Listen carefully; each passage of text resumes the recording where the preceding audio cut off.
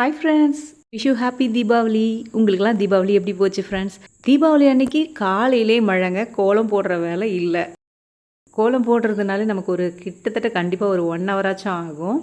எந்த விசேஷ நாள்னாலும் குளிச்சுட்டு தான் அதுக்கப்புறம் கிச்சனுக்குள்ளேயே வருவேன். அதனால் குளிச்சுட்டு ஃப்ரெஷ்ஷாக வந்தாச்சு. காலையில் நல்ல மழை. உங்கள் ஊர்லாம் நல்ல மழையா? இந்த குளிருக்கு நல்ல சூடாக ஒரு டீயை போட்டு குடிச்சிட்டு அதுக்கப்புறம் மின்னல் மாதிரி ஸ்டார்ட் பண்ண வேண்டியதுதான் வேலை. என்னமோ தெரியல, இந்த தீபாவளி எனக்கு ரொம்ப ரிலாக்ஸாக போச்சுங்க. ஒரு பரபரப்பாக இல்லாமல், டென்ஷன் எதுவும் இல்லாமல், யாரும் நம்மளை தொல்லை பண்ணாமல் அவ்வளோ சைலண்ட்டாக அவ்வளோ ரிலாக்ஸாக போச்சு. டீ எல்லாம் உட்காந்து குடிக்க கூட அன்றைக்கி டைம் எனக்கு இல்லை. வேக வேகமாக ஒரு சைடு போட்டு கொடுத்துட்டு நானும் குடிச்சிட்டு குலோப் ஜாமுன் ஸ்டார்ட் பண்ணிட்டேன். குலோப் ஜாமுன் பர்ஃபெக்டாக சூப்பராக வந்தது. அவ்வளோ அருமையாக இருந்ததுங்க.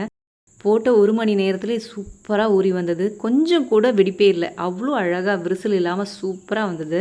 ஏற்கனவே அதிரசம், ரவா லட்டு, பொல்லங்காய் உருண்டை, பர்ஃபி, தேங்காய் பர்ஃபி இதெல்லாமே இருக்குது. இருந்தாலும் என்னோட சின்ன பையனுக்கு குலோப் ஜாமுன் ரொம்ப ஃபேவரட். எனக்கு குலோப் ஜாமுன் வேணும்னு சொல்லிட்டான். ஃபுல்லாக ஆசைப்பட்டு கேட்டுடுச்சு. செஞ்சு கொடுத்துருவோன்னு செஞ்சுட்டேன். இன்றைக்கி பாயாசம் கொஞ்சம் டிஃப்ரெண்ட்டாக தான் வச்சுருக்கேன். வரகரிசி வச்சு தான் செஞ்சுருக்கேன். ரொம்ப அருமையாக இருந்ததுங்க. எப்பயுமே இந்த சேமியா, பருப்பு இதையே வச்சு செய்கிறத விட இந்த மாதிரி சிறுதானியத்தில் நீங்கள் பாயாசம் வச்சு பாருங்கள். செம்ம டேஸ்ட்டு. எவ்வளோ க்ரீமியாக இருந்தது தெரியுங்களா? அவ்வளோ சூப்பராக இருந்தது. கண்டிப்பாக நீங்கள் அடுத்த டைமுக்கு ட்ரை பண்ணி பாருங்கள். நான் இதெல்லாம் செஞ்சுக்கிட்டே சைட் பை சைடாக சாம்பார், சாதம் எல்லாத்தையுமே வடித்து எடுத்து வச்சுட்டேன். இந்த சாமிக்கெல்லாம் பார்த்துருக்கீங்களா, ஒரு 6 கை இருக்க மாதிரி, அந்த மாதிரி தான் இன்றைக்கி வேலை பரபரப்பாக போச்சு. நான் ஒரே ஆள், நான் செய்யணும். ஸோ அதனால் ரொம்ப பரபரப்பாக போச்சு. சரி, பாயாசமாச்சும் கேப்சர் பண்ணி உங்களுக்கு போடணும் அப்படின்ட்டு பேனில் 2 ஸ்பூன் நெய் விட்டு முந்திரி, திராட்சையும் நல்லா வறுத்து எடுத்து வச்சுக்கலாம். அதே நெய்யில் 1/2 கப் அளவுக்கு ஜவ்வரிசி சேர்த்து இது நல்லா பொரிஞ்சு வரணும். இந்த மாதிரி பொரிஞ்சு வந்ததுன்னா உங்களுக்கு குயிக்காக பாயாசம் ஒரு 15 நிமிஷத்துலேயே ரெடி ஆகிடும்.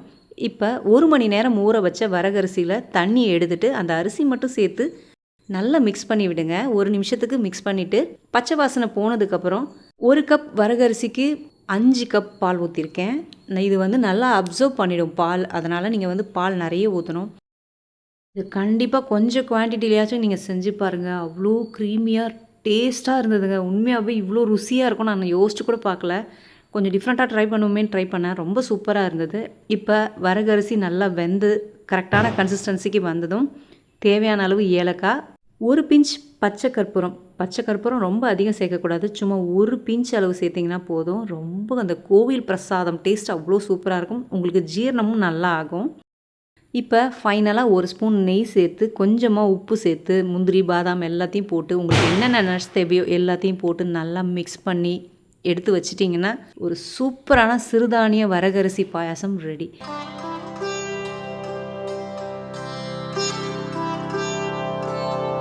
மணி 10 ஆயிடுச்சு. எல்லா வேலையும் முடிஞ்சிச்சு. அடுத்து வெறும் இந்த வடை மட்டும்தான். இதை முடிச்சிட்டோன்னா வேலை முடிஞ்சது.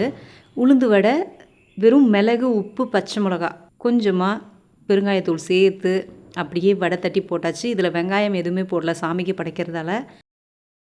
எல்லா பெண்களோட நிலைமையும் இப்படி தான். காலையில் எழுந்திரிச்சோன்னா ஆசாஸ்தியாக நம்ம அன்றைக்கி செலிப்ரேட் பண்ணலான்னு சந்தோஷம் மூடில் இருப்போம். ஆனால் கிச்சனுக்குள்ளே நுழையும் போதே அந்த வேலையெல்லாம் முடிச்சுட்டு வரும்போது அப்படியே டவுன் ஆகிடுவோம்.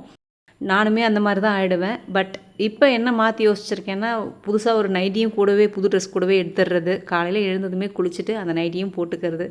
அட்லீஸ்ட் நம்ம ஒரு புது ட்ரெஸ் போட்டிருக்குமே அப்படின்ற ஒரு ஹாப்பினஸ் ஆச்சும் இருக்கும் இல்லையா? செஞ்ச பலகாரம்லாம் எடுத்து சாமிக்கிட்ட வச்சு புது ட்ரெஸ் எல்லாம் வச்சு சாமி கும்பிட்டாச்சு.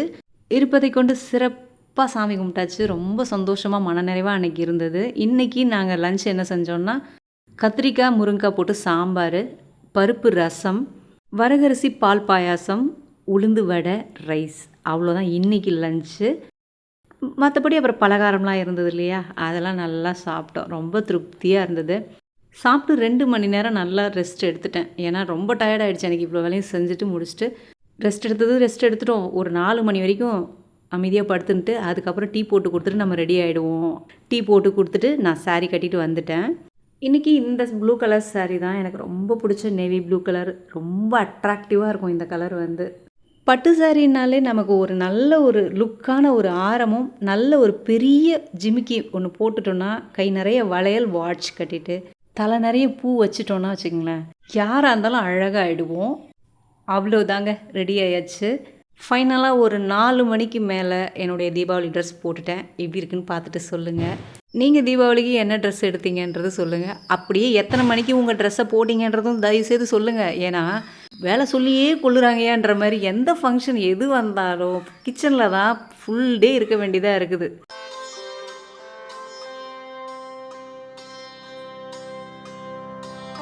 ரொம்ப கஷ்டமாக இருக்குப்பா. சின்ன வயசில் நம்ம வந்து ஃபஸ்ட்டு காலையில் எந்திரிச்சதுமே குளிச்சுட்டு புது ட்ரெஸ்ஸை போட்டு பட்டாசு வெடிக்க போவோம். ஆனால் கல்யாணத்துக்கு அப்புறம் அப்படியே மாறியாச்சு. அதுவும் பெண்கள் மட்டும்தான் நான் சொல்ல வர்றது, ஆண்களுக்கெல்லாம் கிடையாது. அவங்கெல்லாம் காலையில் எழுந்ததும் அழகாக எண்ணெய் தேய்ச்சி குளிச்சுட்டு நல்லா ட்ரெஸ் பண்ணிக்கிறாங்க. நம்ம மட்டும் இந்த கிச்சனில் உக்காந்து அப்பா முடியல, ரொம்ப கஷ்டமாக இருக்குது. நம்ம கை காலம் சும்மா இருக்க மாட்டேங்குதுங்க. எதனா செஞ்சு கொடுக்கணும்னு தோணுது. வேறு வழியே இல்லாமல் நம்ம போய் உட்காந்து செய்கிறோம். அவ்வளோதான் நான் சொல்ல வர்றது. நம்மளால் முடிஞ்சது கடகடன்னு செஞ்சுட்டு என்ன பண்ணுறது, ஃபெஸ்டிவல் ஆச்சு, நம்ம செஞ்சு தான் ஆகணும்.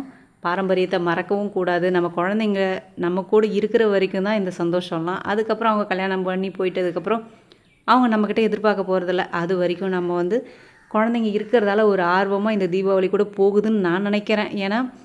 ஏன்னா எந்த நேரமும் இந்த மாதிரி பிஸியாகவே இருக்கிறதுக்கெலாம் இப்போ பிடிக்கல. ரொம்ப இன்ட்ரெஸ்டிங்கே எதுவுமே இல்லை. பரபரப்பாக செய்யலாம், இது செய்யலாம், அது செய்யலாம், இது போடலாம், செலிப்ரேட் பண்ணலாம் அப்படின்ற எண்ணம்லாம் கொஞ்சம் கொஞ்சமாக குறைஞ்சிட்டே வருது. பட் ட்ரெஸ்ஸிங் சென்ஸ் மட்டும் எனக்கு குறையல இன்னும். எனக்கு ட்ரெஸ்லாம் நல்லா விதவிதமாக அழகாக பண்ணணும்னு ரொம்ப ஆசையாக இருக்கும். அது மட்டும் இன்னும் குறையாமல் இருக்குது. பரவாயில்ல, அது வரைக்கும் தேங்க் காட். அந்த ட்ரெஸ்ஸிங் சென்ஸ் இருக்கிறதால தான் இப்போ நீங்கள் வீடியோவில் கூட பார்க்க முடியுதுன்னு நான் நினைக்கிறேன். அப்படியே இந்த வருஷம் தீபாவளி உங்களுக்கும் எப்படி போச்சுன்னு சொல்லுங்கள். உங்களுக்கு எப்படி இன்ட்ரெஸ்ட் இன்னும் அதிகமாக இருக்கா இல்லை குறைஞ்சிருக்கான்னு சொல்லுங்கள். நம்ம வீட்டில் வெடிக்கிற பட்டாசுனாலே வெறும் பிஜிலி மட்டும்தான் வெடிக்கிறது வாங்குவோம். ஏன்னா நம்ம நிறைய பெட்ஸு அனிமல் லவர்ஸாக இருக்கிறதால குழந்தைங்க வந்து வேணான்னு சொல்லிட்டாங்க. அது அவங்க விருப்பப்படுறதும் கிடையாது. டம் டம்னு சத்தம் போடுறது. மேக்ஸிமம் 5 பேக்கெட் பிஜிலி, மீதி எல்லாமே பார்த்தீங்கன்னா சங்கு சக்கரம், மத்தாப்பு, ஃப்ளவர் பாட்டு, இந்த மாதிரி நிறைய வான வெடி தான். அதாவது நம்ம புஸ்வானம்னு சொல்லுவோம் இல்லையா, அந்த மாதிரி மத்தாப்பு வெடிங்க மட்டும்தான் நிறைய வாங்கினாங்க. அதனால எனக்கு ரொம்ப சந்தோஷம்தான். குழந்தைங்க இவ்வளோ தெளிவாக மற்ற உயிரை வந்து டிஸ்டர்ப் பண்ணி நம்ம சந்தோஷத்தை கொண்டாடக்கூடாது அப்படின்னு நினைக்கிறாங்க. அது வரைக்கும் நம்ம வந்து ரொம்ப கொடுத்து வச்சவங்க. அவ்வளோதான், நைட்டு 6 மணி ஆயிடுச்சு. நம்ம அப்படியே இதே ட்ரெஸ்ஸோடய போய் பட்டாசு வெடிப்போம். என்ன பண்ண போகிறோம், கழட்டி எடுத்து வச்சு மட்டும் நம்ம இப்படியே பூட்டி வச்சு கிடந்து ட்ரெஸ்ஸு நிறைய இருக்குது. அதனால சரி இதை போட்டு நம்ம வெடிப்போம் அப்படின்ட்டு போயாச்சு. மொட்டை மாடியில் தான் நாங்கள் புஸ்வானம் விட்டோம். ஏன்னா கீழே வந்து மோட்டி, பிளாக்கி, நாட்டி, கருப்பி இவங்க எல்லாம் இருக்கிறாங்கள்ல, அவங்களுக்குலாம் வந்து ரொம்ப டிஸ்டர்பாக இருக்கும். அதனால் நாங்கள் மாடிக்கு போயிட்டோம். இங்கே பாருங்கள், பட்டாசு சத்தத்தில் அப்படியே மோட்டி, பிளாக்கி எல்லாரும் அப்படியே சுருண்டு போய் ஒரு பக்கமாக படுத்துக்கிட்டாங்க. ஆளே கொஞ்சம் நேரத்துக்கு காணோம். நைட்டுக்கு மதியம் செஞ்சதே நிறைய இருந்தது. இருந்தாலும் குழந்தைங்க வந்து எனக்கு கீ ரோஸ்ட் வேணும் அப்படின்ட்டாங்க. சரி கேட்டு இல்லைன்னு சொல்லிட்டா எப்படி அப்படின்ட்டு அவங்களுக்கும் கீ ரோஸ்ட்டு சுட்டு கொடுத்துட்டு, எனக்கு ரசம் சாதமும் கொஞ்சம் வரகரிசி பாயாசமும் இருந்தது. அப்படியே சாப்பிட்டுட்டு ஒரு வாழைப்பழம் சாப்பிட்டு கொஞ்சமாக வெத்தலை பாக்கு போட்டு முடிச்சாச்சு. இவங்க 2 பேரையும் வெளியே விட்ட மோட்டியும் பிளாக்கியும் போயிட்டு அப்படியே ஏரியா ஒரு ரவுண்டு சுற்றிட்டு ஒரு 10 நிமிஷம் பொறுத்து அப்புறம் வீட்டுக்கு வந்துட்டாங்க. இந்த தீபாவளி ரொம்ப மனநிறைவாக அழகாக நிம்மதியாக போச்சு. உங்களுக்கு எப்படி தீபாவளி போச்சுன்னு சொல்லுங்கள்.